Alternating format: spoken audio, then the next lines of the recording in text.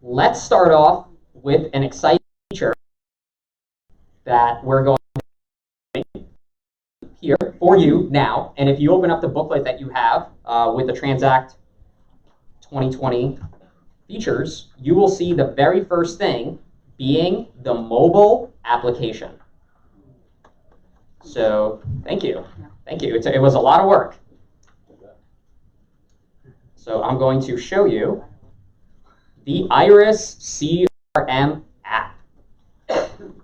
So let me just close this. Okay, and expand this. So if you have an iOS device or an Android device, you can scan the QR code located in the booklets or go to your Play Store or the iOS store and search for Iris CRM to be able to access the application right away. The application is accessible to not only ISOs, but also the merchant user. Screen. So here is the application, and when you get to the login screen, it's going to ask you for your domain name to log in, and that would be the same URL that you log into your site today, and your username and password is the same. So once you log in, this is the first time that Iris has ever allowed to have multiple sessions without being logged out. Typically, if you log in from multiple locations in the browser, the latest session will log off and log out the previous session. With the mobile app, you are able to be signed in to being signed in on the web application. So this is a native application for iOS and Android, and it gives you access into your merchant data, lead data, residuals, help desk, and the phone system, if that's something that you use today. So the problem that the mobile application solves is primarily for sales reps that are on the go, having the ability to access their leads and update notes, upload statements, and access all the documentation and view their residuals all at the same time directly from their mobile application. This was a huge project, probably close to a year of work, and there are going to be more and more enhancements to the application, but we think it's pretty good for version 1. So I'm just going to take you through and show you a couple of things that we have here. So some of the things you'll notice are things that you're already familiar with within your application itself, such as viewing the top performers and to view the merchants directly. That's good. So if you click on a merchant that you have, you can see that specific merchant's processing volume from the beginning of the month until today. And you can see by swiping the information that you're used to as far as demographics of the merchant and all of the things that you see within the site directly. So we are honoring the permissions of these tabs that exist within the application itself. If you do happen to notice that something is not being honored, please let us know. So your standard Iris site located directly within an Iris app. So you can download statements,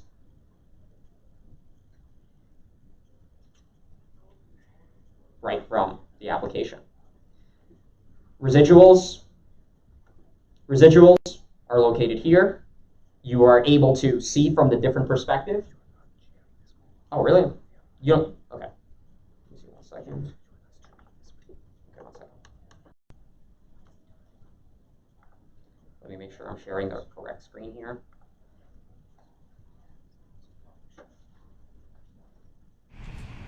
Okay, and now it's streaming. Okay. So we have the mobile application showing the residuals as they appear directly within your site, grouped by processor. When you click on a specific processor, you're able to see the merchants one by one and see why the revenue is the revenue. So this is your summary view. Definitely to access the detailed view, you would want to go into the site where you would have all of the calculations that are available. Leads are very powerful, and this gives you access into your full lead database to be able to update the actual fields, send emails, send text messages, receive text messages right from the system, and receive native notifications when those alerts do come into the system. Do you see how this could be useful to have the app? Awesome. Any questions? Dina? When I downloaded the app, it asked for my domain. That's going to be the same site that you type to log in into your website. Gotcha. Okay. Yes, Sean? I'm trying to think, from a sales rep's perspective, they're in the field, and Mhm. it's like, oh, they want one of their statements. So first off, the reps are going to be ecstatic because that's the number one question that they ask is running. So big kudos to you guys. Can you, if you go into a merchant, so I'm a rep in the field, I pull up a merchant, I see their statement. Mm-hmm. Is there any way from right there to email it? Like if you're connected to Outlook, can you email the statement? You can download the statement. So the question is, can you email the statement to a merchant while you're in the field? So it's like any application, you have a PDF that shows up. You download the app and you could download the PDF. It's not just in the app. You could actually download it. And if you need to email it from the CRM, you could definitely do that. Just jump into the profile, attach it to your email if you're using it as a template, or you would like if you're sending a template, or you prefer to write a fresh email, absolutely. Or you could just attach it to an external application like Outlook or Gmail with the PDF, but it's fully accessible right then and there. Any other questions? So one of the really cool things that we did in parallel to the mobile application is our Zapier integration. And Zapier, so by show of hands, how many folks are not familiar with what Zapier is or what it does? Excellent. Okay, perfect. So Zapier is, in a high-level explanation, an API of APIs. So there are over 1,000 applications that are integrated into a Zapier marketplace. So Zapier is a company that's created a marketplace of commonly used applications such as Mailchimp, HubSpot, Facebook, LinkedIn. The problem that we solved with the integration is we would constantly hear questions, hey, Iris, do you integrate with Mailchimp? Iris, do you integrate with LinkedIn for my leads? Or do you integrate with HubSpot? Do you integrate with Salesforce? To do those integrations is extremely time consuming and resource intensive. So we've integrated with Zapier, which is a marketplace that all of the apps have integrated with directly. So through a single integration, we integrate with over 1,000 apps at the same time, and you can log into Zapier and configure your events and automation to happen based on events that happen within the Zapier system, within the Iris system, and back and forth between your application. So why am I saying is this important while I'm talking about the app? So the perfect use cases for sales reps that are out in the field, they're all collecting business cards all day long, right? Even as we're here today and we're going to be collecting business cards as we're going, what is the most time-consuming thing that we sometimes and often forget to do? Do something with the business cards by entering them into the CRM.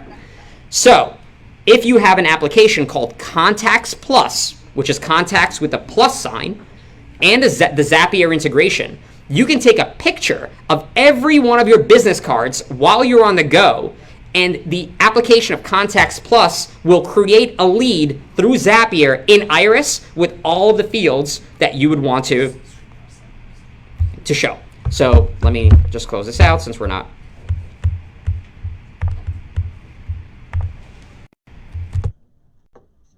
Yeah. So the Zapier integration will allow your salespeople, while they're going from business to business, or while they're on appointments, while they're meeting with merchants, leave the location, snap a picture on their phone through Contacts Plus, and it will instantly create a lead, which they can notate without any data entry. So fields like first name, last name, position, email will all be transposed automatically through the app.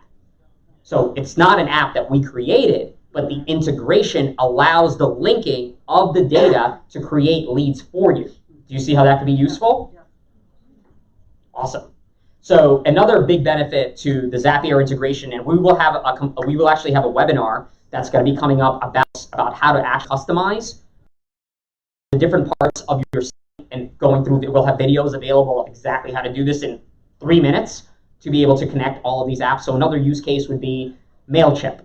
So Mailchimp is an email service provider that you're using for a long time, and you have campaigns and you have workflows that are set up there. So you can automatically enroll your leads once they get to a certain stage of interest to Mailchimp to have those email campaigns sent out to the clients. So the uses are endless. if you do any type of marketing with Facebook or LinkedIn or Twitter, when the leads come in and captured from those social media platforms, you want to put them into the CRM. There is no coding required.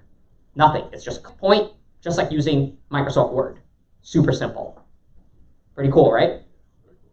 So those integrations, those being the mobile app and the Zapier integration, are available right now. So anything that you're thinking about a third-party app, check out Zapier.com. Take a look at the apps that they have available and think about the different things that you can do. Another actually really good example, how many folks in the room use Slack for office communication? Perfect. So a use case for Slack would be when a lead transitions into status X, send a message to Slack channel notifying people with the lead info so that they can actually see right then and there, account approved, for example, account declined. So you don't have to go and message everybody and check multiple tools. It will push that notification instantly for you into your Slack channel. Any questions about that? Okay, excellent. So let's talk about another amazing feature which we were working on for a long time, which was actually a multiple client suggestion as the reason for it being realized. So I'm going to share my screen. Can I ask a question? Yeah, sure. Sorry, just to go back to the Slack integration you just mentioned. Yep. Would that be something that would be signaled or be triggered by manually changing the status, or would that be if a mid had appeared in the system? It would be by the status changing, but the next thing that I'm going to show you is the status changing automatically based on a mid being approved through Turbo App. Awesome, cool. So that's going to be a big one. So let me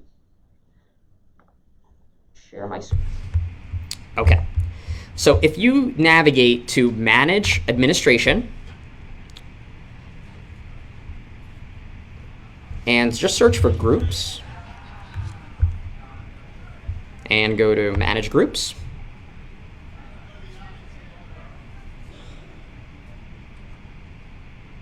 And pick any group.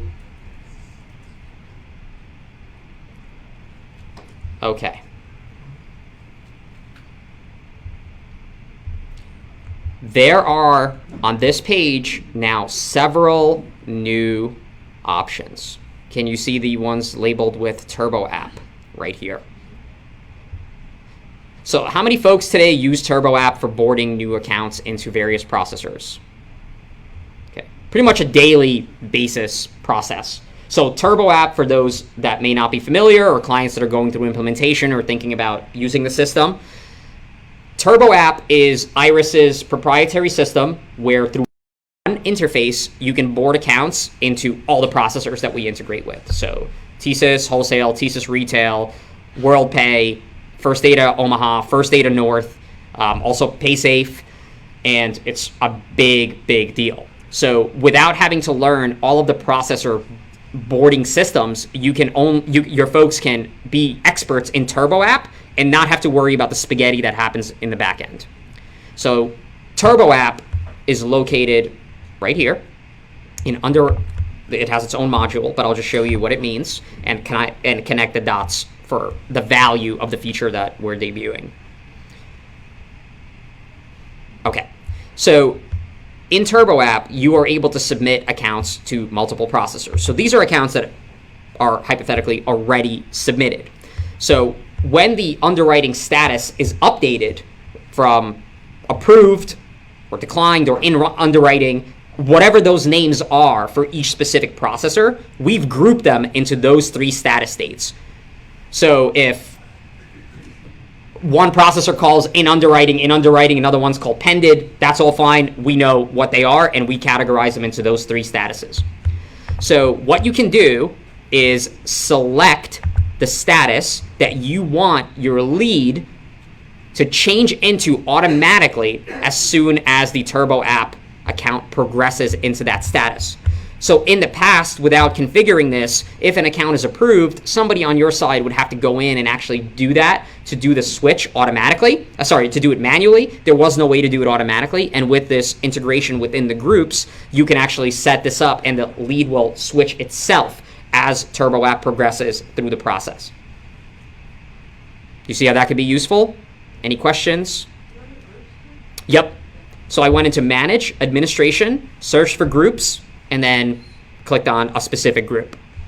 Is Crm App available for just international and just as a No, it's available for the for First Data Omaha backend and First Data North backend. So it does not have the integrations because the system that we integrate boarding for is called Access One. And I'm not sure if those systems are available for those platforms with an API for boarding at this time. So if that does become available, we're definitely open to exploring that. Any questions about anything that we've discussed so far or things coming to mind?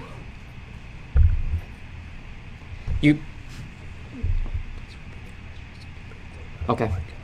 Okay. Sounds good. Jaren, feedback? Everybody in seats here, even if there's a name tag, I say take over those. Okay, works for me. Come join us. The more the merrier.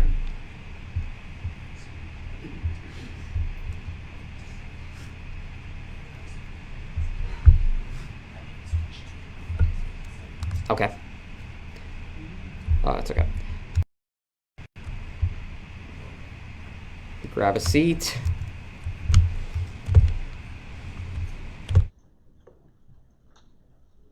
Hey folks, welcome.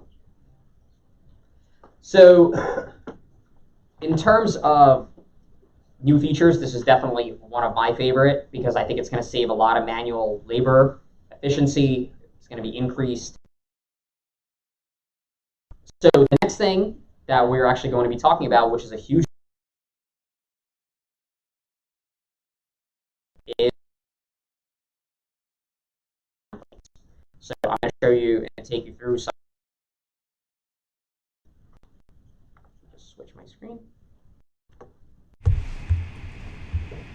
Okay. So I'm going to navigate into Manage and then Email Templates.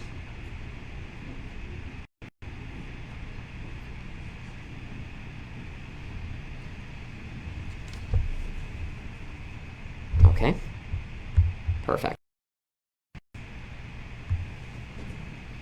So if we click Edit on a template, you will now see these fun looking special fields. So how many folks in this room have previously customized email templates? Okay, great. So one of the things that we've had for a long time are really technical placeholder names. So for example, DBA would be like $1. So having to remember what those are and having to jump around the site in the past was definitely inefficient. So we've completed it super user-friendly.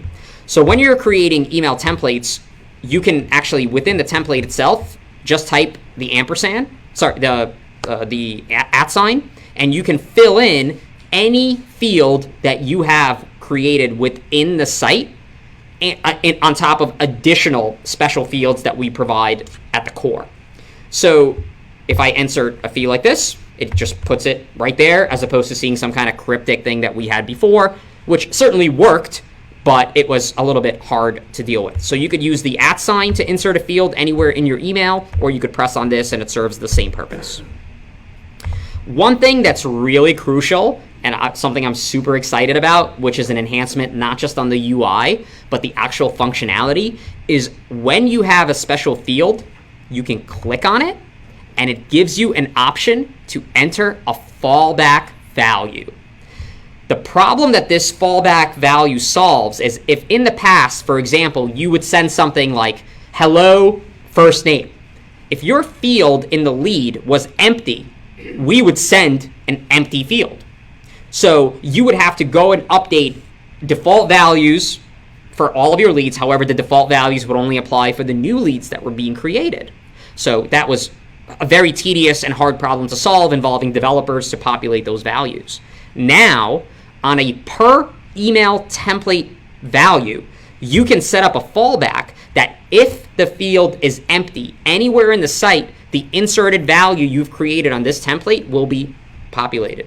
So for example, if your opener is hello or hi, and you have the name of the person, you can create a fallback value of there. So it'll be hi there, as opposed to hi blank. So not only are you able to do this on an email template level, you can reuse the exact same field multiple times in one email, and it's on a per template basis to have different fallback values. So you can get as creative as your imagination allows, and this is very, very useful and now easy to make these templates, modify the templates, and create them on the fly. And you can do this in the quick email as well as on the template level itself. Any questions? Do you see how this could be useful? Yeah. Really cool. So Yeah, I do.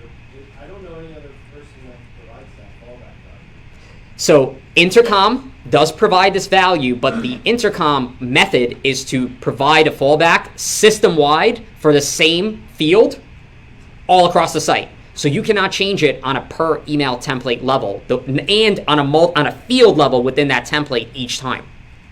So it's really powerful all across the board. So the use cases for these emails are you can lock down and create the various email templates that your reps can send on the fly right away. So for example, I'm on the phone with Dimitri's Pizzeria, and Dimitri's Pizzeria says, hey, I'm really interested in doing business with you. Can you just send me some information?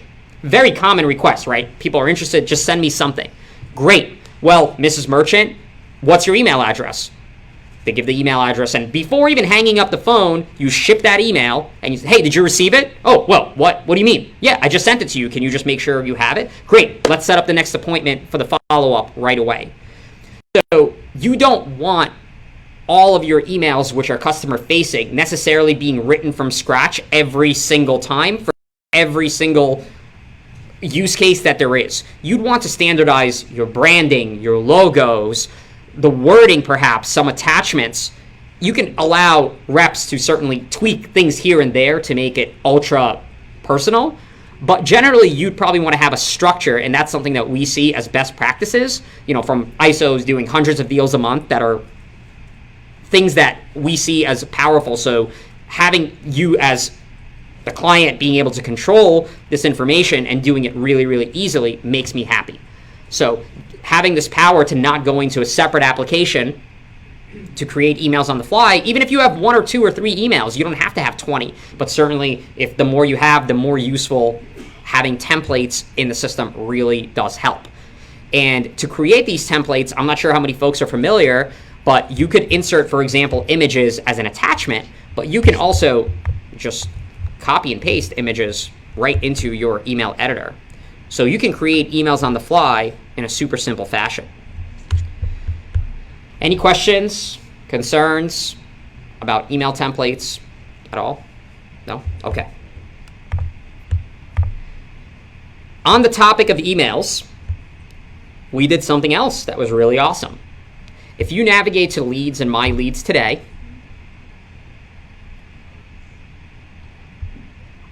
yeah, grab a seat, anything that's empty. We started, so everybody heard the gong already. You will see these new options that did not exist before. So we've added the ability to send mass text messages and mass emails at the same time without using status triggers as the sole way of doing that. So you can bucket your leads and your merchants across various status states, select what kind of template you'd want to send them via email or SMS, and ship it. So for example, let's say I have a campaign where I want to not do cold calling, but I would like to do cold follow-ups where I'm following up with the merchant and saying, hey, did you receive that email, as opposed to calling them out of the blue. And to start my sequence, I would select and send out an email to all my prospects for each agent. And the agents can do this themselves if you give them the permission to do so. So if I select all of these leads, I could do 26. I can do 4 here. Perfect. Now I have 30 selected overall. I can deselect one if I want to, but once I click send mass email, you'll be taken to the familiar screen of email templates. You could view your 30 recipients just to double check before you actually ship it, and you could remove the recipients on the fly. If you have selected any leads that don't have an email, if you're sending an SMS, you will find them in the invalid tab. So if you click on the little I icon here, oh, I didn't select the template.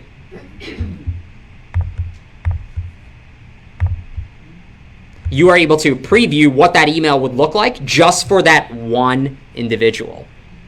So you want to spell check, you want to grammar check, just in case if you're writing a personal email, you happen to be doing so. Just give it a whirl, take a look, because that is what is going to be shipped. You know, it's a lot of time saving, and it might seem like it's really kind of basic stuff, but in a sequence, when nobody has 5 minutes and everything takes 5 minutes, these things really become valuable. The less clicks, the less browsing, the less asking additional people for help. These UI, UX things are the focus of what we're trying to do, because we do listen to our clients, and it has been room for improvement, and I'm sure there will be in the future as well. So it's a huge feature. Any questions about mass email or mass SMS? No? Okay, yes. Yes, please.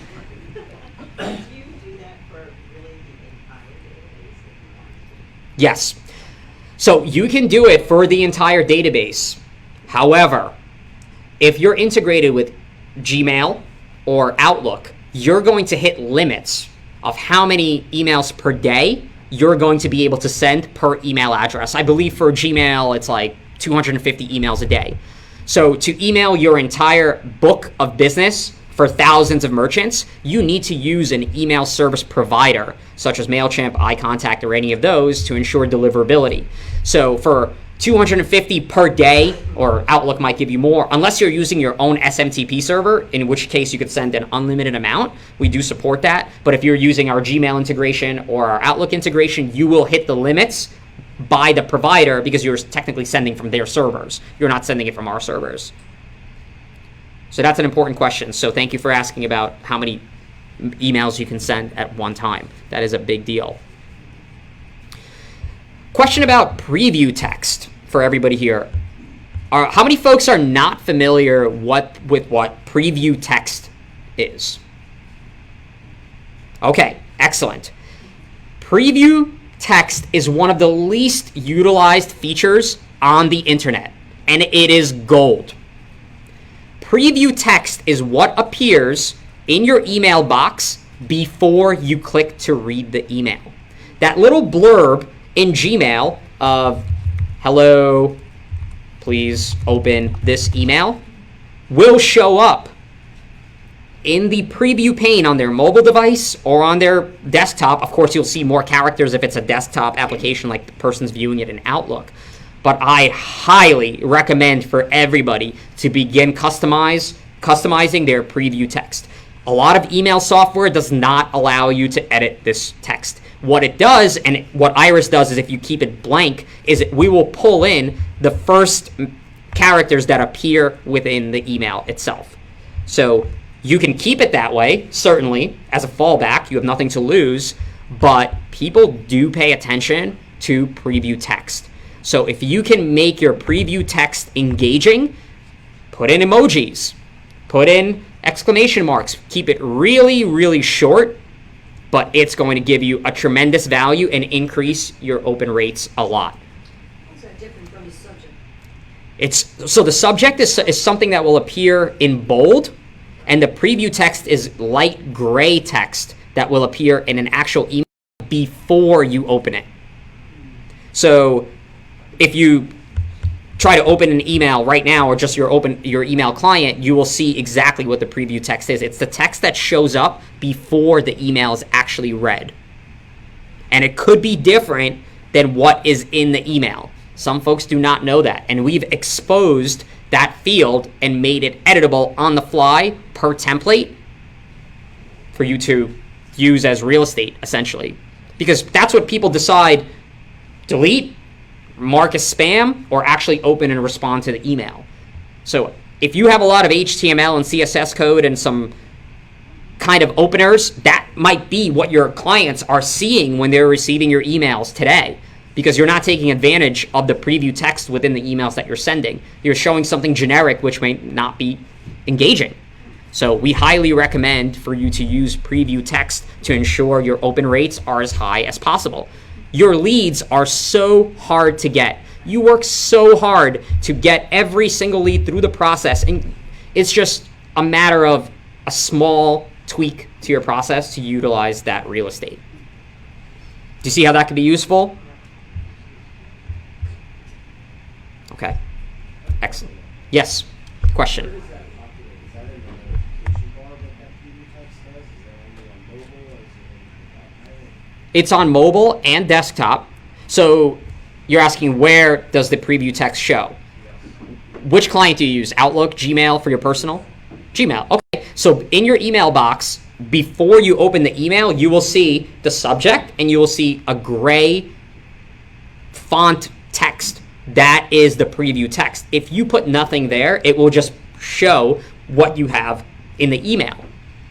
But you might be seeing some cutoff thing that makes no sense for the person to actually make a judgment call whether open your email or delete it.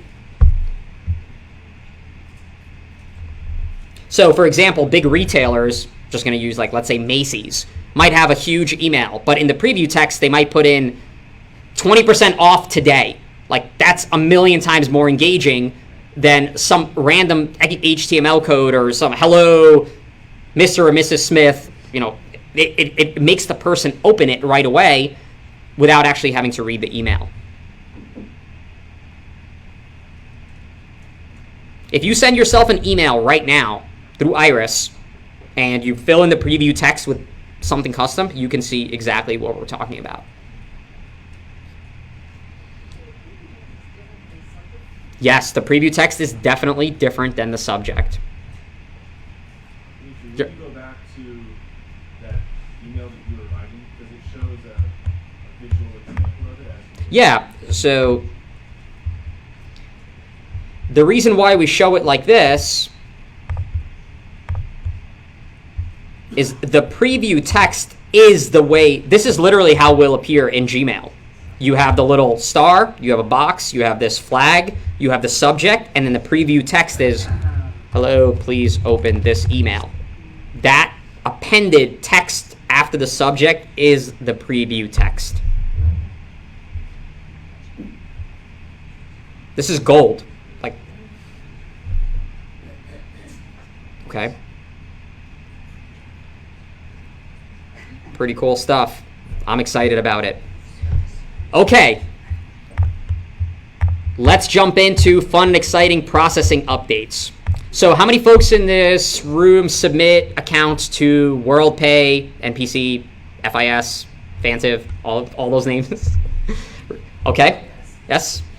Any more? Okay, perfect.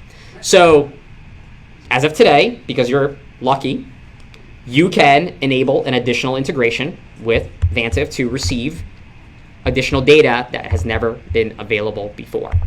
We've enhanced our WorldPay integration to show additional account status information in a merchant profile, retrievals, chargebacks, and statements. It is available right now. So in the past for WorldPay, we showed the deposits, the transactions. We had quite a bit of a limited account status, as you probably know. We never had retrievals or chargebacks at all, but this is what you would see. And you would have statements. So this is an integration with Vantiv IQ. So all we would need is the ability to work with you to set that up, and we're done. Any questions about the Vantiv IQ integration? No? Okay, great. We've also, in the last 4 weeks, released our Merchant eSolutions integration for reporting. So if folks work with Merchant you are able to receive data directly from them as well. We have Clearant as an integration as well. So for folks that are working with them, they've developed an integration specific for Iris to receive the reporting as well. So it would be transactions, deposits, chargebacks, statements. Those items would be available within the Clearant integration. So that prevents you from having to log into the native system of Clearant called Compass.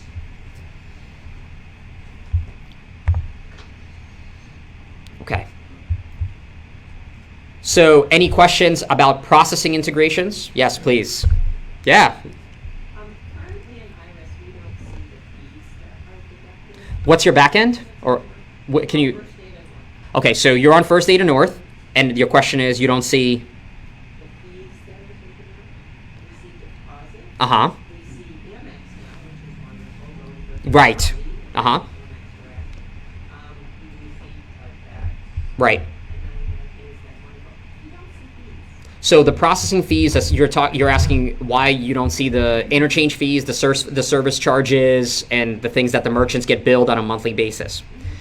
So we did do the integration. We released it into beta, and people freaked out because the merchants were seeing that information, and it was too much information for the merchants to see. That was creating confusion about why they were being billed thousands of dollars, and it was requested that those things are turned off. So the go forward plan is to make that a user class level permission where the ISO can control if you want the merchants, you want your sales reps, if you want your customer support, whoever you want to see that or not see that, which would toggle that information. So I would say at this point, probably like 2 months or so, we would have that available for you to be able to see that. What's the problem that you're trying to solve? It would be interesting for me to know.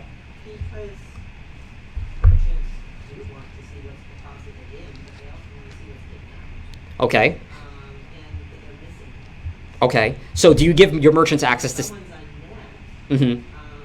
for some reason. Daily deposits, you mean? Yeah. Okay.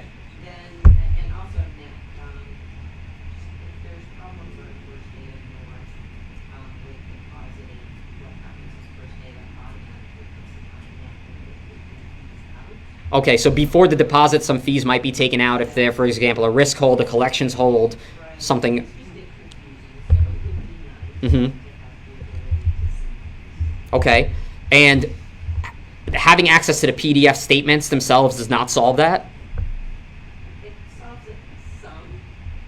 It's just a matter of, like our merchants can see, our reps do, it, to have that extra piece of the puzzle Mhm. at a glance to say this what was deposited, but this is what we took out. You're saying you see X amount, oh, that's for fees this Mhm. month, and that's why Mhm. it's less. It's Okay. just a quick review versus having to look and go, oh, that's odd, yeah, you see that deposited, and then have to go, oh, but it's this time of month, so let me go look at the statement and see if it's there. Okay. It's just extra clicks. Okay. So how many times a month would you say you run into that situation? A lot at the beginning of the month. Okay. So a lot. So like We do a lot of our own customer support. Okay. Right. for First Data, so they're not calling their 24/7 Mhm. projects. So at the beginning of the month, our office gets a lot of phone calls from merchants regarding why is my deposit short, why you this much, why these things. And it would just be easier just to stay in Iris Mhm. versus having to click around in Iris or use one of our other systems. Got it. And for your ISO, are you giving merchants access into Iris themselves? None at this point. Okay, so it's for your support folks, not for the merchants to be able to, and for the reps. Employees, meaning not merchant facing, ideally. So it's internal information. Anybody else running into this with North?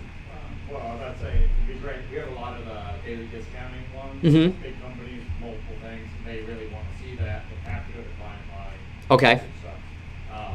So we'd love to have them do it in Iris, but right now they're like, well, it's great, but I can't see the fees of the Okay, so do you give your merchants access now? Yes, we give some of the merchants, but we would want it so only certain merchants can see the fees. Okay, That would be a great feature to have turned on and off. so, Your average merchant, no, but the big guys, yes. okay. So if we implement that feature, you promise to put on more merchants so that to give them access into the system? Yes. Promise? Okay. Okay, excellent. Sarah? We come across a similar thing. So, it's quite common for us to install like pilots. So we'll have like a large chain that wants to pilot our services and our technology. Okay. Like 1 or 2 locations. And then their accounts departments will come back and say, okay, well the Iris reporting is great, like some reporting is great, Mhm. but at the same time, like, we can't see the fees that are coming out. So we would like to be able to reconcile our books. and the statements are not enough. Well, that's the thing. Like, I've, given that solution, and it's been they could use it. It's a solution, but okay. They would have preferred to be able to export it in CVS or in Excel file. Okay. And you're also using Business Track Client Line Yeah. to track those deposits. Okay. Similar That- to online banking. To see the why. Yeah. It's interesting. At the same time, I agree it's not something that would be necessarily applicable for all merchants.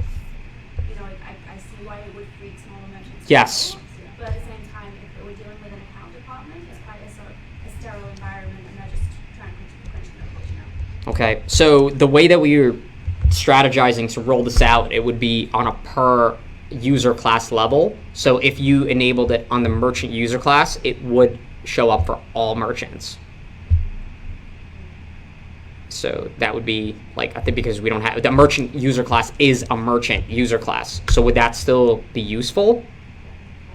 I mean, would it be possible to have a user class that would be like for large merchants, like an accounting merchant? Not really, not at this time. It's too, it's an entity and an object within the system. So to implement it just for one processor with that specific logic, which wouldn't be reusable by anything, any other processor, would be a tremendous undertaking of support to do that. So having the merchant see it or not see it, that would be your choice, and they could still see everything that they have. But as far as being able to see those other things, I wrote it down, so I'm going to bring that back to the team, because you hear something once, you hear something twice, it must be true. So I'm taking your feedback, and that's actually quite useful. Any other questions on the topic of transaction reporting, portfolio reporting?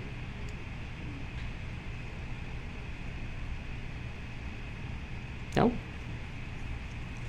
Okay. Sounds good to me. So let's talk about the day-to-day things that are really useful, which we're seeing as best practices for folks that have seen a lot of success. By a show of hands, how many folks are using email and calendar integrations with Google and Outlook through the system? How many people have synced it? Okay. How many people have not synced or did not know that there is an integration?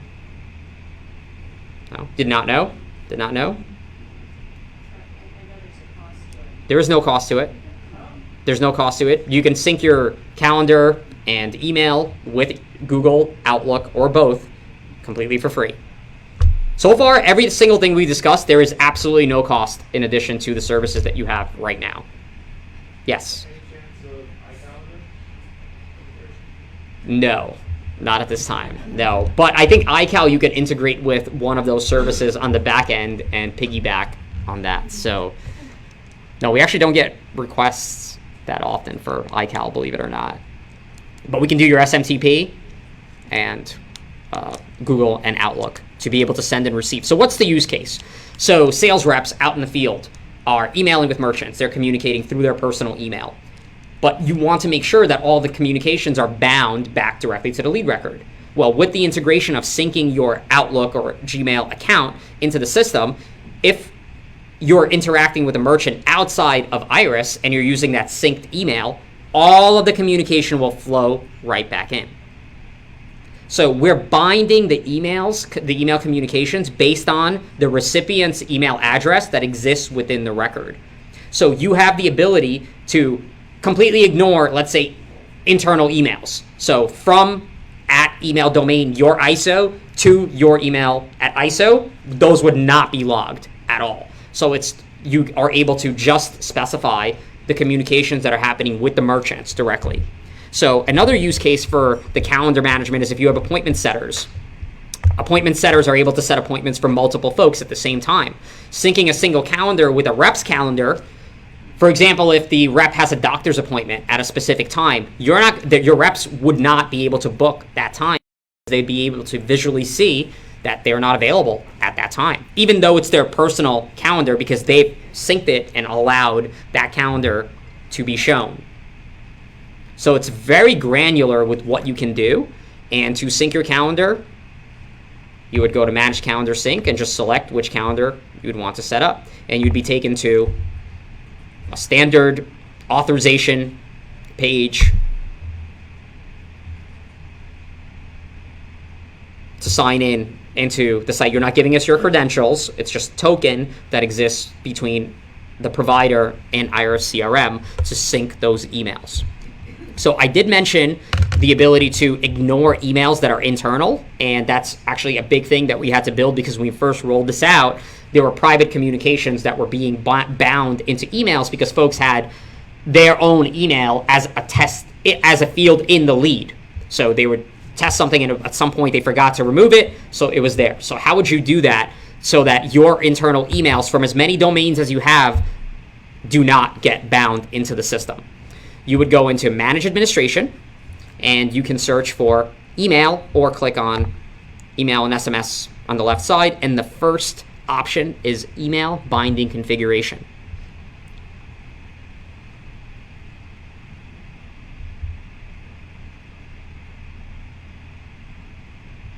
So right here, you can type in a specific email to and from, or do it domain-wide by using an asterisk and youriso.com at youriso.com. So another use case is, let's say you're talking to your processor and you don't want those email communications bound into the system because the sales reps just don't need to know how you're submitting supporting documents or anything else like that. You would set up the to or the from the processor's email, because those things should probably be going into Turbo App underwriting status anyway. So any communications you have would not be bound. So I highly recommend setting this up in conjunction with your email integrations. So this is pretty cool and useful. Sorry? Oh, manage. So I got to the screen by going to Manage Administration. And then on the left side, under Email and SMS, it's the first item called Email Binding Configuration. Do you see how this could be useful? Awesome. Okay, so for the folks that came with pre-prepared questions, let's switch to that. And let's see if I can help you with, either myself or Jaron, we could kind of help you out with a few different things here. Maybe you've been wondering about how to do it, or you'd want to configure something, or you want to check compatibility, or you might think that somebody said this is possible, but you think it's not. Let's clarify that. Or it could be anything from your booklet about any of the features that we have. So the floor is yours. You could ask anything that you'd want to know. Yes? Will there be a feature where, when the proposal generator will bring those rates over to Turbo App eventually? So the proposal generator would be bringing the rates to the lead, and the lead would be mapped to Turbo App. So it's not from proposal generator to Turbo App, because you still need to have those rates stored somewhere. So to bring it back into the lead would accomplish the same thing, but it's just to answer your question, it would go into the lead first and then into Turbo App. So we actually have a project to enhance our entire proposal generator. So we'll do that eventually? Yeah. Yeah, sure. Definitely. And having the ability to expire templates, expire proposals is a big thing. So for example, if you want to, this is not available now, this is just a project, but so the question is about the proposal generator and enhancements that we plan to do for it on our roadmap. So on our roadmap, how many people are familiar with our proposal generator? To get to the proposal generator, you can do a few things. One is you go to Tools, Proposal Generator, and this will start afresh. Let's say it's interchange to interchange. You can link a proposal that you just started directly from the Tools section to an existing lead, or you can make a new one, or not bind it to anywhere at all. So by binding this proposal to a specific lead or creating a new lead from it will allow you to iterate and be able to go back and change things without having to redo the entire proposal or use an Excel spreadsheet, etc. So all of the values that you could put into here will show you in real time as you're doing the proposal about what the savings and the effective rate will be. So let's say 100 transactions at 20 cents. You see how fast I'm doing this. And as I'm doing it, the line items are being added. So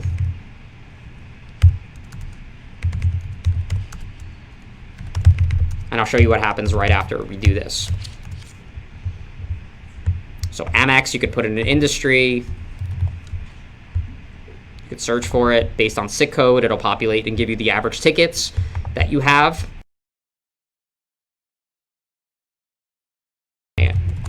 Fee. You can set up your own custom fee, whatever it might be called. It might be called a bank sponsorship surcharge that you want to completely zero out, for example. You can set up your own custom fees based on a per transaction or a dollar rate. So let's say I'm going to set this up and click add fee. How many? 1. Current rate, $19.95. And you want to give them 0. We all know that the days of $19.95 are probably long gone, and now we have $100, $149 a month non-PCI compliant fees. So this is an example from probably a year ago, but that's the way it is now. So where there's a problem, there's an opportunity, right? So let's say it's a merchant that is on tiered or ERR and they're being charged dues and assessments. This would be a perfect place to do so. Let's say they're 50,000 in volume at 0.13 basis points, and you want to zero that out. All of these items are located here.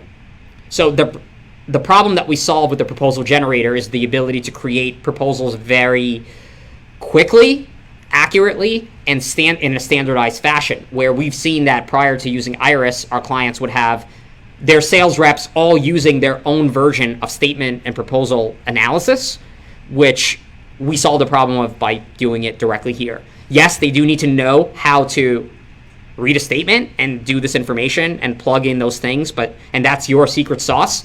We can't teach them how to do that, but we can give you the ability to create these proposals, which are beautiful on the fly. So in the end, when you're done, you can select which type of template you'd want to populate the values into. So I'm going to do save and generate. And let's say this is going to be Dimitri's test, NEAA. I'm making a lead directly from this proposal. It's not even a lead yet. 1 second. We could have done it from a lead and it would have saved it automatically. We could do it just this way, and then I'm going to connect the dots and answer the question.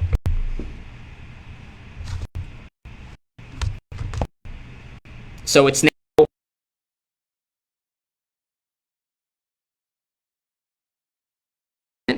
which you can print, email, share with the merchant. So just give it a second. Okay.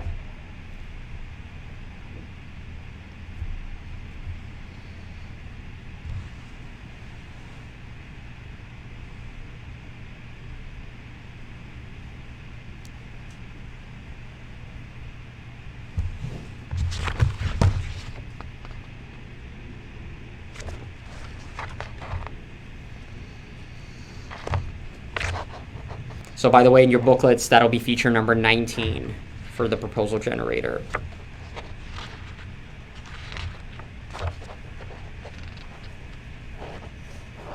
Okay, so my document is ready.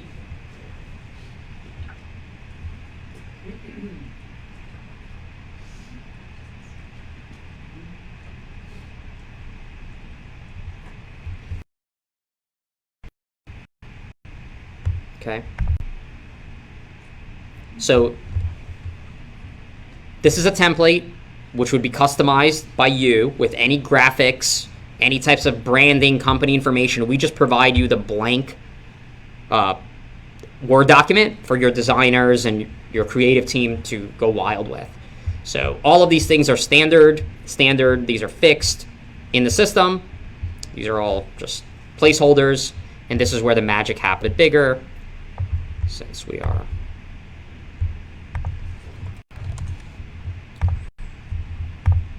so this information is very easy to read and present to the merchant because it shows to the penny side by side what it is that they're paying now, what they'd be paying with you, how much they would have paid, how much they paid, how much they would have paid, and the savings to the penny in every category that you would have put in. This can be a proposal of 4 lines or like 80 lines. We've seen all kinds of things that folks do depending on your model. And then in the end, you have the ability to show the current rate, the proposed rate, the savings with your ISO, annual savings, and the savings for 3 years. If you choose not to want to display, for example, the current effective rate, you could just delete these from the template and they wouldn't be populated. Has anybody here customized their proposal templates? One person. Okay. So let me show you how you would do that if you wanted to do it right now. So we're going to navigate into Manage Administration. I'm just going to open up a new tab here.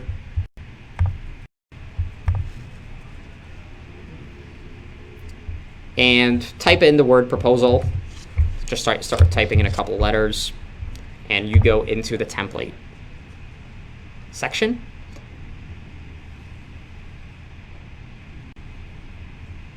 There we go. So these are the templates which you have the ability to edit, and there is a standard template which is part of everybody's site that was launched as part of it when you first became a client. So all you would do is go into this section, download the document that's there. It would give you an RTF document, which stands for Rich Text Format, which is like a programmable interface of Microsoft Word.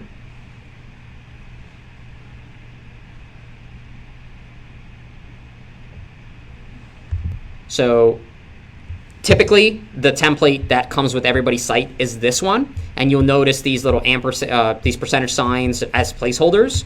So you can design the actual template any way you'd want. If you want to make them portrait versus landscape, that's up to you. You can change anything you want as long as you keep the placeholders available somewhere, because this is where Iris knows where to put the values that you had entered on your actual proposal generator page. Any questions about that? Yes, okay, so no, there's no additional cost. Yep, no additional cost at all. So I guess I'm making you happy. Okay, perfect. Yes, chat. Yes, you can have as many templates as you want, and that was actually the drop-down menu that was available when we were here. So this is what will populate. So if you have a use case for multiple templates would be if you're selling multiple things. Let's say you have an e-commerce program and you have a standard retail program, or you have a POS versus standard processing. If you have high risk versus low risk and you want to provide different information. If you sell cash advance or you don't sell cash advance, you don't want to mix and match all of those things throw the kitchen sink into a single template, because you likely have a variety of units, geography, targeting, maybe different languages that you even sell in. Those are all pro tips that you can use to segment your customer-facing branding and execution. Yes, go ahead, please. Question? Yes. So, one second.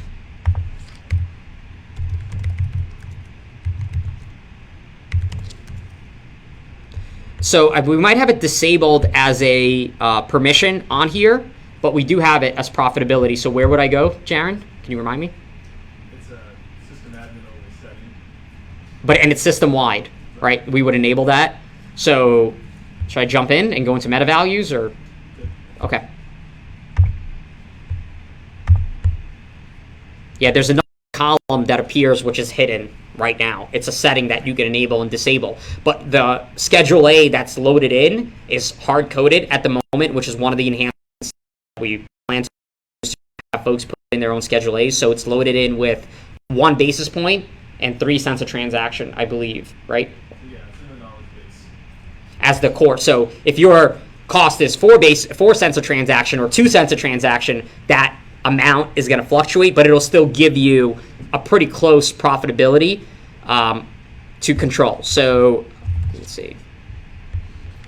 Meta values or what?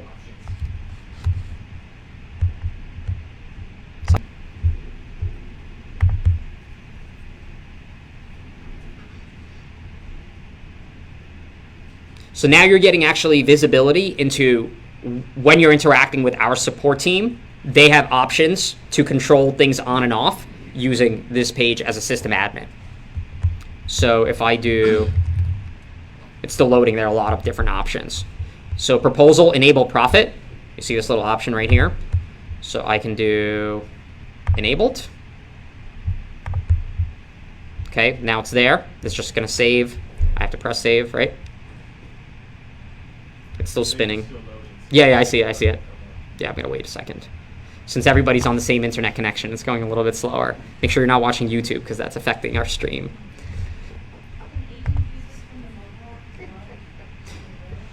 The proposal generator is not part of the native app, but they can do it using through or logging in through the website on their laptop, iPad, or anything else. It's just not on the mobile app side, but they can. People have been using it for years. This has existed for years.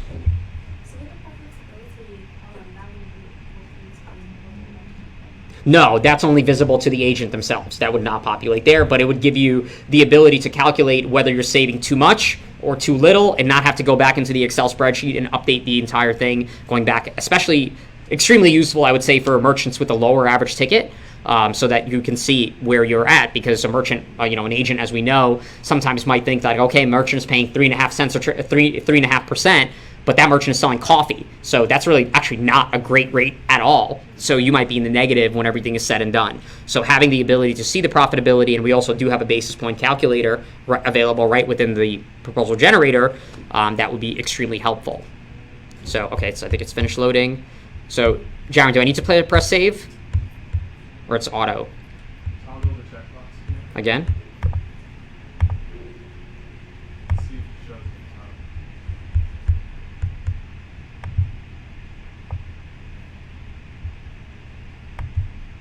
Come on, internet. Update. You could.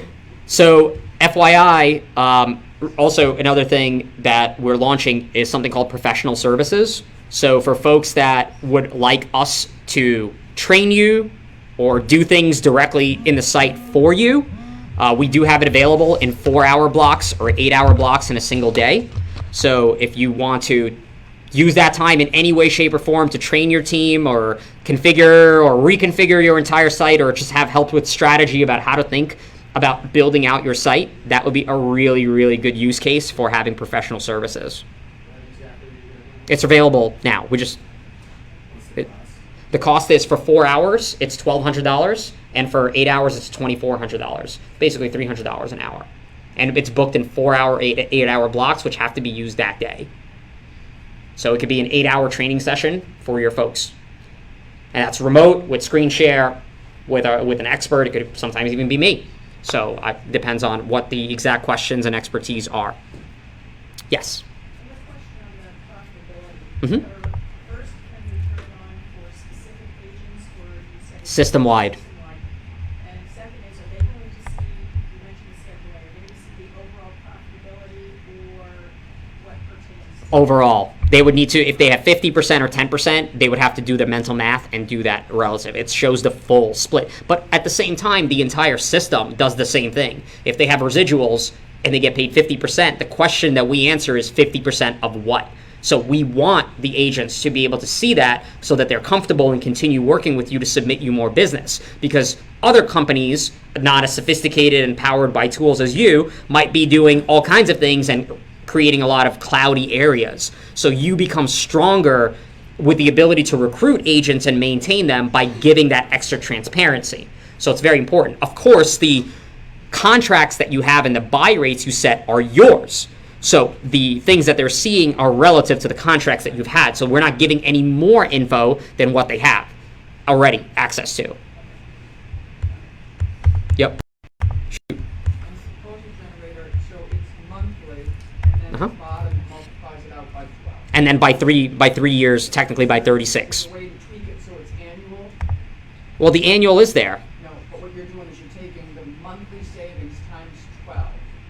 Right. Sometimes in a seasonal location, the monthly savings in February might not be the monthly in July. Okay. So we do a more annualized. Absolutely. Whatever you put in is that's what you're going to get. So if you could have a proposal template, that template at the template level called annual, and the values. Then you can tweak it. Absolutely. You could have 100 different proposals, and that proposal template would contain the information for an annual basis. And you could still edit this document after it's generated because it's just Word. It's not a PDF. It's not HTML. It's just a Word document. You could still edit it after and do corrections, but at least the heavy lifting of the math, the accuracy, the display, the standardization, it's all there. So you just took a proposal which might take you 2 hours because it's so granular to now 15, 20 minutes on the high end or single minutes on the low end. So the other way that we could have jumped in and done a proposal is starting from the lead. And here I'm going to take a proposal that was already done. So I'm going to click on View. And you could download, by the way, while that's loading, every single iteration of the proposal here.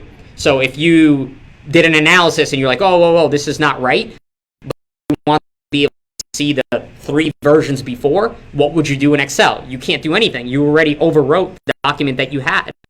We store the iterations forever. So if you have a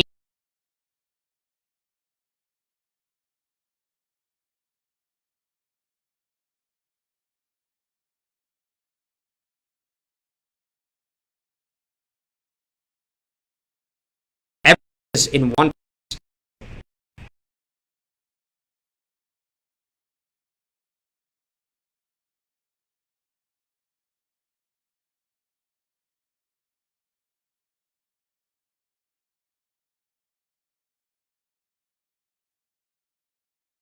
is visible to the agent, to the ISO, and that's there. So it's pretty cool. Could we see what the proposal looks like again that the prospect would see? Sure. It would look the same way you want it to look. We just give you our secret sauce is the engine to do the calculations and populate the data from the system into the document, but you have full design creativity control. This is just a template. Our secret sauce is populating the value which was hidden behind the 600,000, the placeholder. People have done all kinds of things with this. Like you could have a 2-page document to a 20-page document. It's up to you. Does that answer your question? Okay, cool. Yes, Chad. Mm-hmm. When we put the lead in, Mm-hmm. and we go to propose generator, Mm-hmm. does it bring any of the information on the merchant, or we have to retype that? Is that something we have to map in there ourselves, or is that something that? Right. So going back to your original questions, the rates that you have here, these do not populate. I'm not talking about the rates. I'm Okay. talking about the merchant information at the top of the proposal generator, other than the safety and the processing.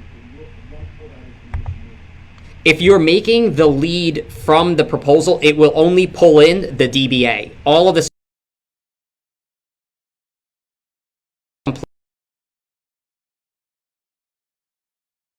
a thought behind it, but we definitely have a list and a punch list of things that for version 2.0 of the proposal generator as a big thing, where have the ability to map the data from the proposal into the lead and into the rates. That's an enhancement. Would that be helpful? Yeah, okay. Yes, absolutely. This is completely independent and free. You could actually email the proposal right from here using a proposal template. So you can literally generate the proposal and send it to the merchant right from here using a template as we discussed before. So the enhancement that I briefly mentioned was the powerful aspect of not just sending the proposal as an attachment, but sending it through email as a link, which of course would be trackable. So when somebody opens it, how many times, that will be valuable, but also the ability to expire it. So for if the merchant is getting finicky and you feel like they're shopping around, once you give them the PDF or the Word document, that's theirs, right? That's a physical thing stored on their hard drive. If it's a document that's on a web-based, you could expire that link and call it a day. They could click it all day long. They're never going to see that information again. So that's going to be up to the ISO to do so. So before we do those enhancements, I would love to see 99% of the room using the proposal generator as is, because it sounds like there would be tremendous value off the bat. Because everybody's doing proposals here, right? Like, unless you're signing up people that are acceptors for the first time, circa 1998, 5, something like that. At this point, it's likely not the case.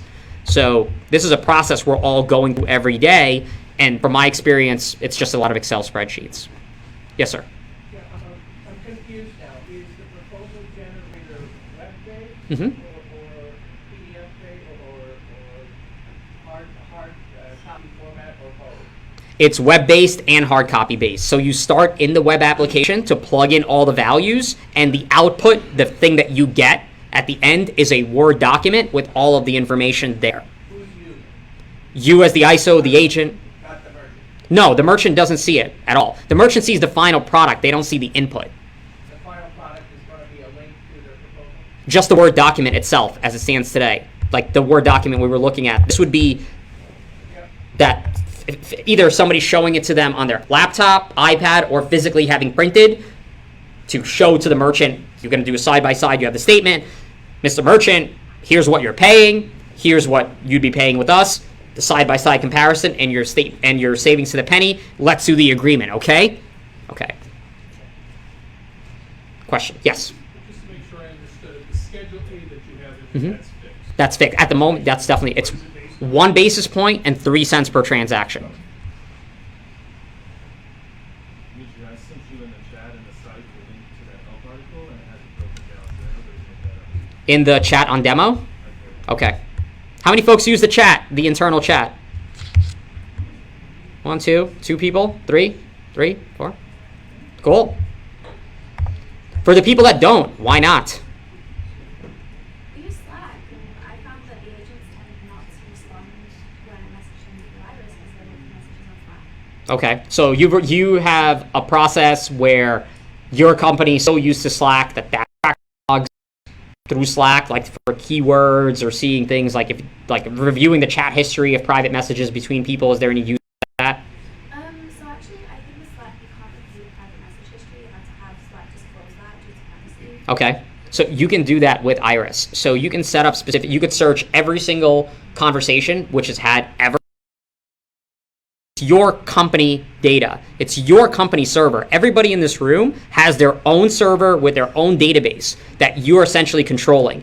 There is no cross-pollination between any client. So you having to filter for a trigger or profanity or anything else like that, if you wanted to, or if you wanted to analyze one specific agent's logs of every single thing that's ever been discussed, you have the ability to do that. So Jaron sent me a message. So in the chat, you can do private messages, group messages, public channels, copy and paste images right into the chat, just like Slack. So it doesn't have to be just text. And it is mobile friendly on an app. So we have a document in our help knowledge base, which is help.iriscrm.com. By the way, it's also accessible. All of our help knowledge base articles are accessible through the CRM assistant by clicking on help and searching proposal right from within your site. So everything on help.iriscrm.com is available right from the CRM assistant. Any questions about that? I have a question Yep. about doing chat functionality Okay. as well. So So another thing that we use in Slack is we use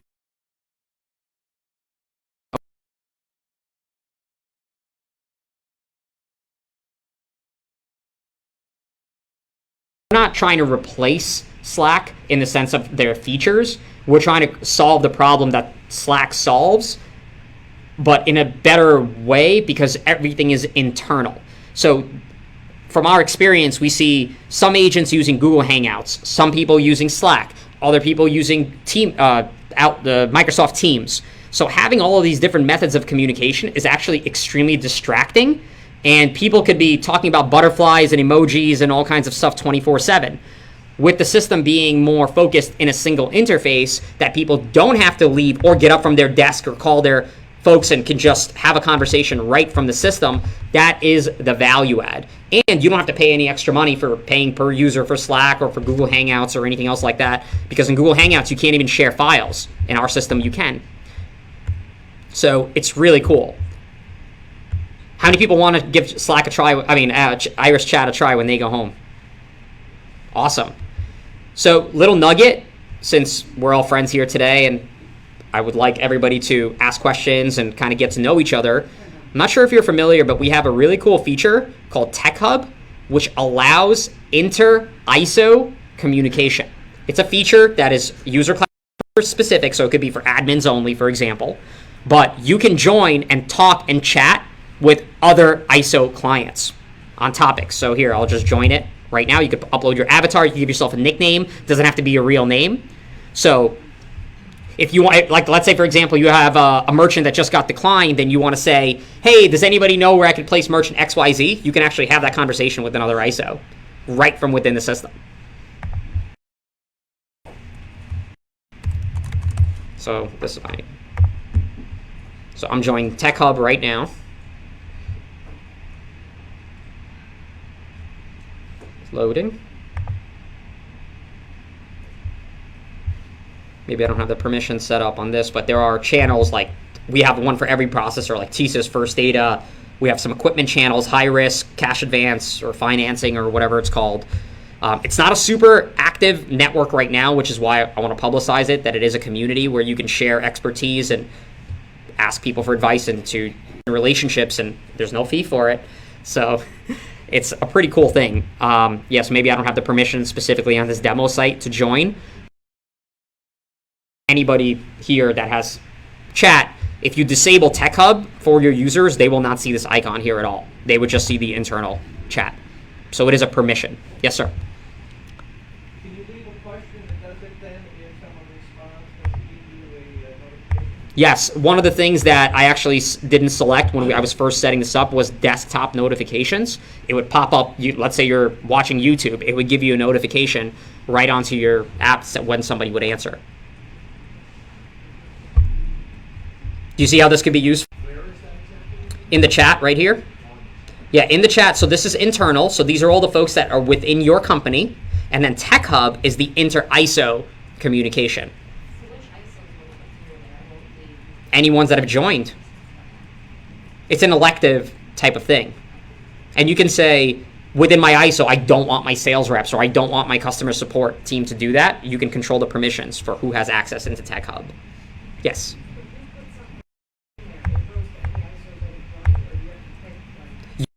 Do private messages, and you can do group public messages as well.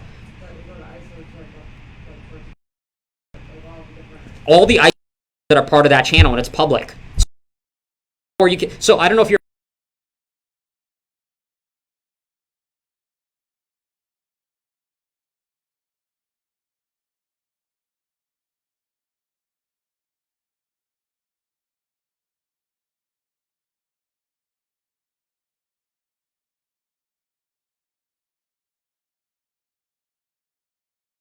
Like somebody says, hey, I have a problem with a Verifone VX520 bugging out and doing XYZ. Does anybody have a solution? And somebody can say, oh yeah, I've run into this. Here's how you do it.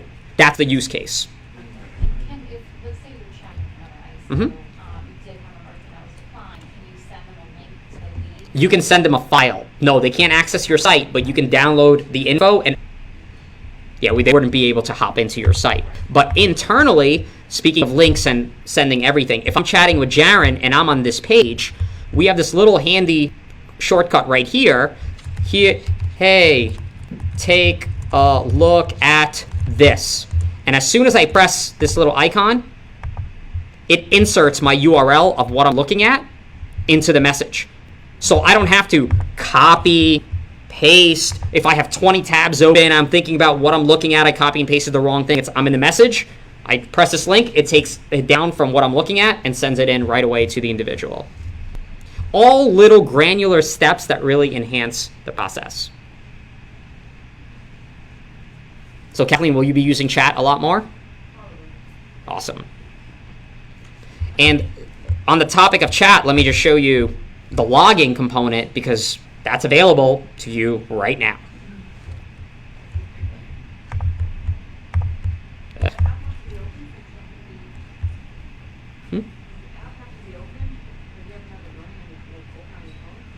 Not on your phone. It could just be on your computer. It's on the. It's not on the mobile app, but it's on the mobile-friendly version. It's fully responsive and everything. So that's as far as adding the chat to the mobile app. That would be another thing. So when you start using it a lot more, I'll promise we'll add it. So 1 second. Yep. Let me show you. So it's. You are the company, and just like the way that you have access to every note that's posted, every single thing that's available. It's only your internal data. So it's just like we have manage who is online activity. You can see on this page every single user that's logged in, what they looked at what time. There are things that happen. You want to audit your security. You want to be able to identify and work backwards if somebody exported too many merchants at a particular time or somebody changed something in the system. You need an audit log for you to be able to get that system going. And it's an advantage because we are PCI level 1 certified, so we're able to store this data, and we're actually also HIPAA compliant. So for any folks dealing with medical data, you can safely store that. Our chat is HIPAA compliant as well. Those are all excellent things to know, but specifically when it comes to access staff, like how much of that was posted in mind with privacy laws? And would that be, because we're in Canada, right? Would that be privacy laws based just in the US, or would you consider Canada? So our attorney is licensed in Canada, in New York, in the US, so probably both, I would say, but you could definitely verify. Yeah, so if you go to iriscrm.com and there's a privacy link on the bottom, you could definitely see that. It's public information. Mm-hmm.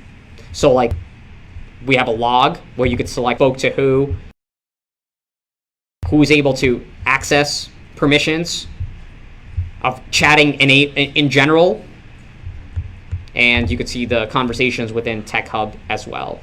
If you wanted to, right? Nobody wants to go and look here. Like usually there's an issue. Like you identified an issue and you need to work backwards. Yeah, the reason I ask is because I've dealt with legal issues in this before where we had to.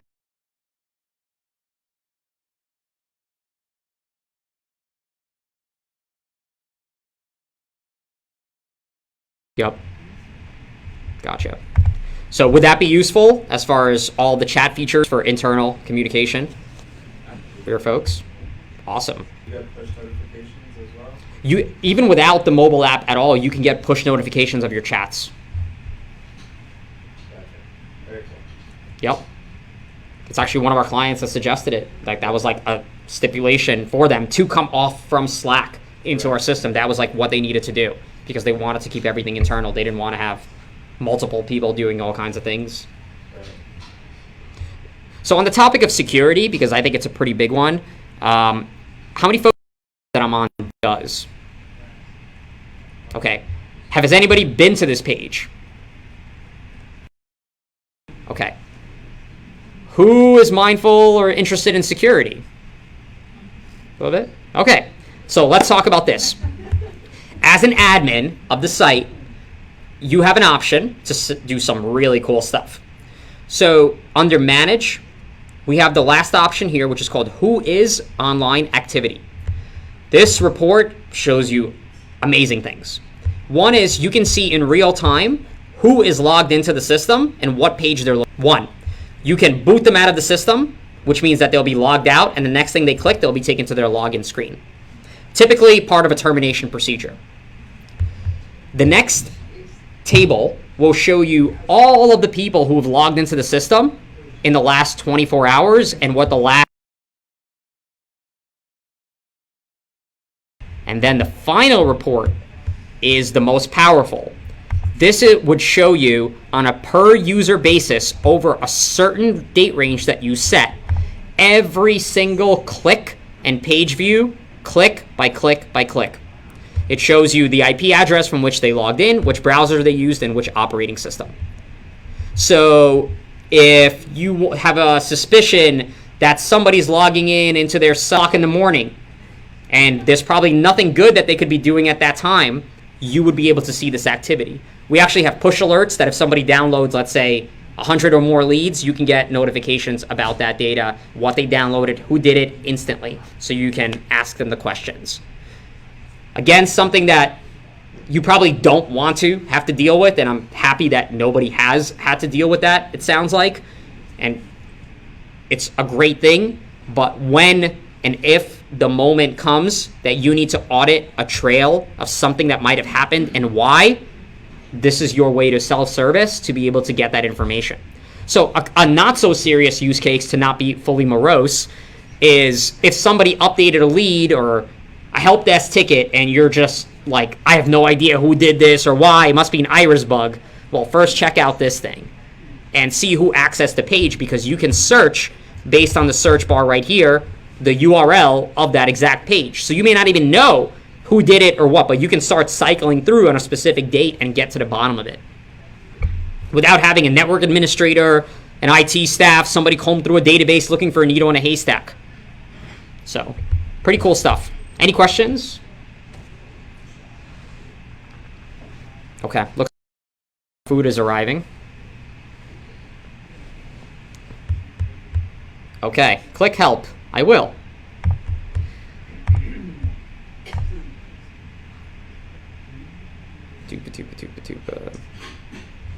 Yeah, the internet is getting progressively slower.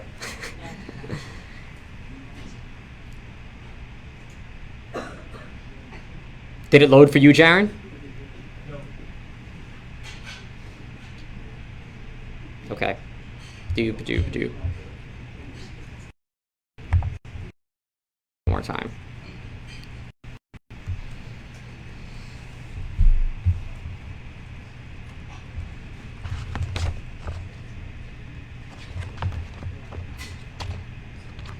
So, Dimitri, you invented this Mm-hmm. based off Salesforce? No. No?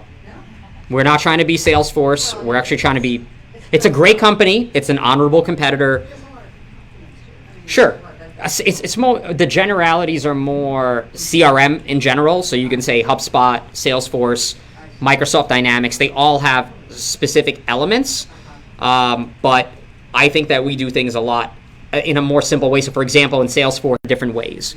And doing something wrong, you can break your entire system and everything you've had by one action. And it's like, and then you need a system administrator to go in and fix it. In our system, you can edit a lead in field one way, and there's no way you could break it.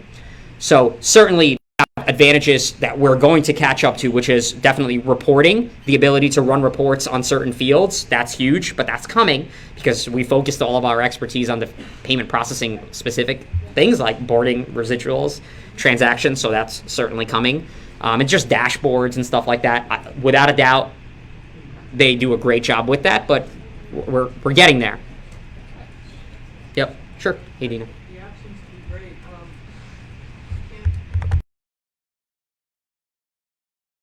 Can't do anything through the app? You can. Okay. So are you looking at a lead or a merchant? Tell me. I can't see your screen. Oh, I'll say a merchant.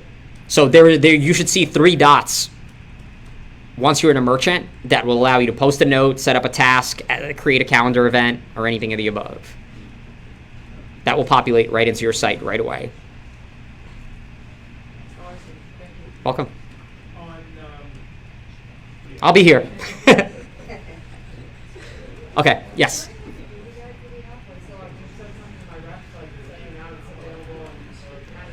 Yes, so as far as a user guide, the closest thing that, because you're only finding out about it because you're here. We haven't sent any notifications about it. You're getting access to it actually a little early. You can give it to you. They could download it. It's in the App Store live right now. So see if you have a post. It might still be not public.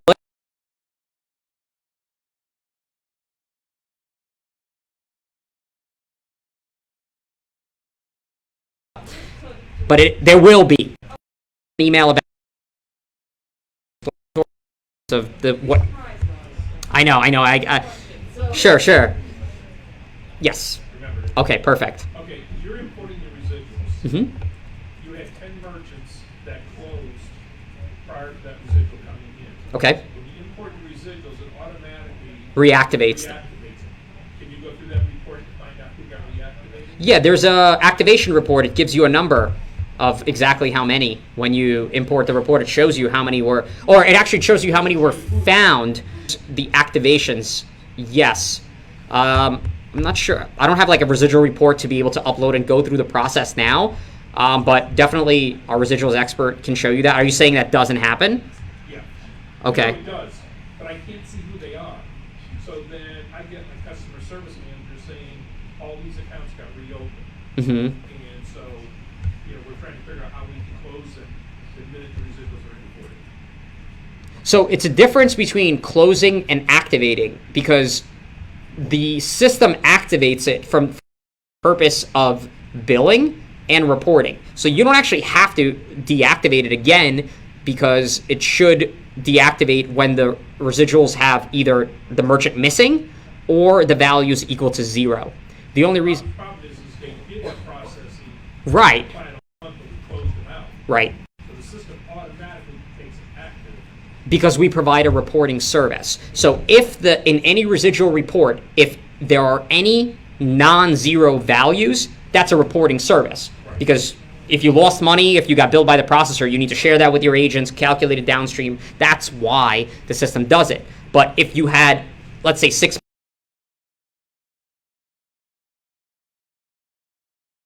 keeps them.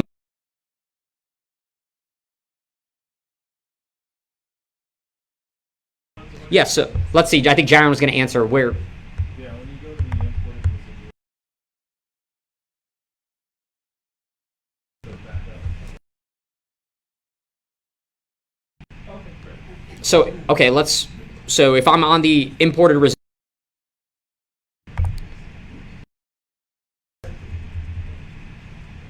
Okay, and then show report logs. It would be in the RA column. That's for deactivating. There might not be any here in the demo site, but it would show the number. And that's Yeah, I'm pretty sure that we did add that probably over a year ago. So in which section? the fourth column, RA. Oh, right here. Yeah. Oh, okay. So let me see if I could sort by RA. RA means read. Hover over it. It will show you. So for example, if you wanted to, at lunchtime,